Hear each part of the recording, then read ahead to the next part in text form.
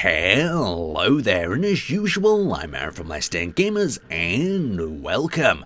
So it's that time of week again when we're checking out some of your creations, and this week you guys really wanted to see a smaller large ship. Now the reason for this I can see is quite clear. Smaller large ships are more useful on multiplayer servers, they cause less lag, and they're also easier to construct in a survival setting. Now this is the private liner by Verdi, and it's the combination of all them factors. It's got the detail of a larger ship, but it's been shrunk down into a package that would be useful in a survival type setting. So let's do a bit of an exterior tour and then we'll dip inside to see how the interior looks. So first off, you come to the front of the ship, and this upper armored area protects two things. You've of course got the remote control block. That's very useful if you need to autonomously pilot your ship closer when you're doing some mining or whatnot. And then underneath here you can see he's stored some nice cargo containers, and he's done a bit of cut down block detail there to create this nice sort of construction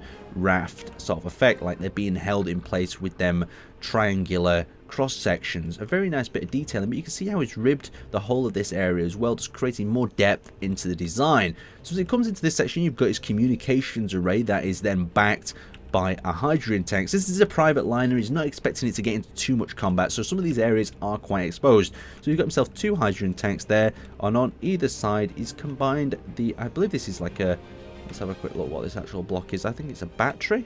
Can't actually tell through there. So he's combined them to, no it's not, it's just a module. It's a module block.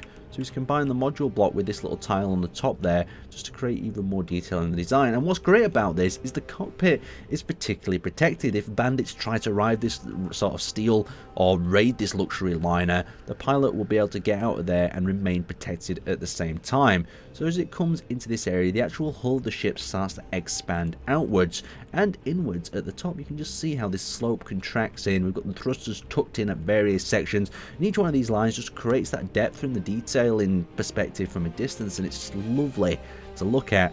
So as these areas suck in, you can see he's created the contrast with the both grey and tan type colours, and they really fit in with that blue as well. So he's got the two thrusters there, and he's got a divided piece of armour block, probably just for detailing, but it would add a bit of protection if it did get itself into a fight by mistake. And then as we enter into this area, we've got something quite cool. We've got the hangar bay in the centre, and we've got these two extruding sort of notches that come out to the side. Up at the top we've got a nice seating area that has a piston head turned around as a table. A nice idea that I don't think I've seen before. Now going down into the lower area, we also have the cryo bay room. So when you pop out of your cryo bay, you're greeted either with a drone at the window about to blow your face off. Not super protective, but remember it is a private liner. So as we come to the rear area, you can see how it's detailed some of these interior points by adding some blast door blocks into them, and you've got limited side thrusters. So it's going to be interesting to see how maneuverable this ship actually is. So going into this area, you've got this ribbed sort of section that I really do like. It actually really stands out from the design as these areas cut into the center, and it creates a really cool sort of shape from the back. You can see it about there. If I turn my light on, the sun is blinding us just a little bit. But you can see how it's combined more of them multi-stage colours there to create a few details. So as we go to the back, we've got quite a small thruster pack. It's not massive. It's got 6 of the large iron thrusters, and then you can see there's 2 of the smaller iron thrusters in there. So for a ship of this size, it should be enough, but I'm debating if it's going to have a great amount of acceleration because there's multiple layers of armor. You can also see some of the vents down at the side, and you can see the 2 wings that are down at the bottom. What I really love about the ship is he's tucked the thrusters away very well. You can see in these various areas you can't see them from a distance, and that just makes it less of a target, as well as making the design look a lot cleaner. So let's actually enter through the hangar bay here. So enter into the hangar bay, we've got a very functional hangar bay. It's open on both sides. You can see these airtight doors, and there's 3 connectors, and more importantly, the floor is made of heavy armor. The amount of times you'll bring a ship into your sort of station or ship and you'll actually hit the floor and damage it, you'll cause a lot of issue. With the heavy armor, you won't be constantly repairing your floor from thruster burns and ramming. So up in these areas, you've got 3 of these little viewing ports, so you can view what's going on, guide ships in from the safety of the airlock inside here. So you have got 1 door. That is the problem. So if these outer doors are not sealed, you will depressurize the whole of the ship if you actually open these up. So if we go to this front area, we have ourselves the cockpit, a very simple in design. You've got 2 cut down blocks. There's a little bit of divide there, stop people maybe from wobbling off if they've had too many. So you can see the bridge there, nice little perspective, very well protected, and it looks certainly very cool. So let's walk into this area. We've got a staircase. Now the staircase goes down either to the lower deck that we just experienced, so I'll pop down into here. We've got the 2 med bays, just in case of emergency. You've got a backup, always important. And then at either side we have ourselves some tanks. Wait, well, not tanks, actually regeneration bays. Oh damn it, Aaron's forgot the name and he's made a name up. Let's continue going up the stairs before Aaron makes names up for staircases. These are upward travelling devices. Right, let's head further up into the actual ship. So each one of these main sort of structures of the ship looks like it's been reinforced with this armor block that will give it a little bit more protection if it gets hit. It'll stop the ship from at least splitting in 2. So we're at the back now, and we've got the reactor on either side with this glass, very nice, and the 2 computer programming blocks. A very simple sort of reactor room, but for a classy private yacht, that's what you'd expect.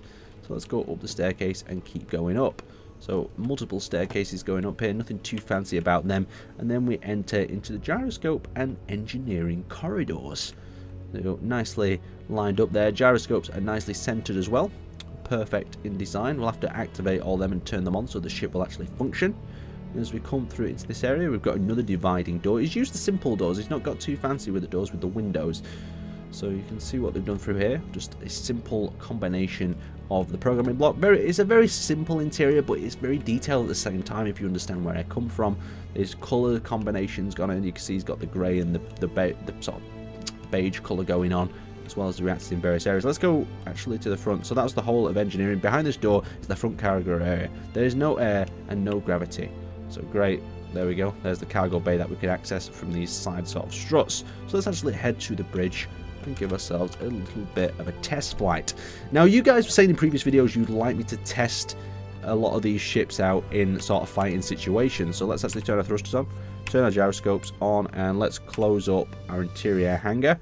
And this skybox is quite sort of delusional. You feel like you're not actually traveling anywhere because all these rocks in the background are static, and then sometimes you'll actually hit into a proper asteroid because you don't see it coming because it blends in with everything else around you. So like I said, the movability left and right is quite slow. Interesting though. Let's slow down a little bit and let's activate that piston. See exactly what happens when we activate that. Okay, I don't see any activation. Probably hidden perhaps inside. Oh, there we go. The piston is a connector point on the bottom. Very nice indeed. We can also disable the gravity from here, and we can close up the doors. That's quite important if our VIPs come under attack. We've got a full sort of array of controls as well as projectors.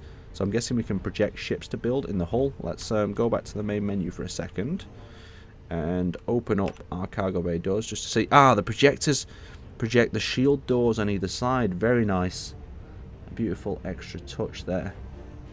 Anyway, I'd like to thank you guys for watching, and if you are taking part in the drop pod challenge and you're creating your own drop pods, I will be taking a look at them tomorrow. So make sure they're posted and give me a link in the drop pod video. Anyway, thanks for watching, hit that like button, and I'll see you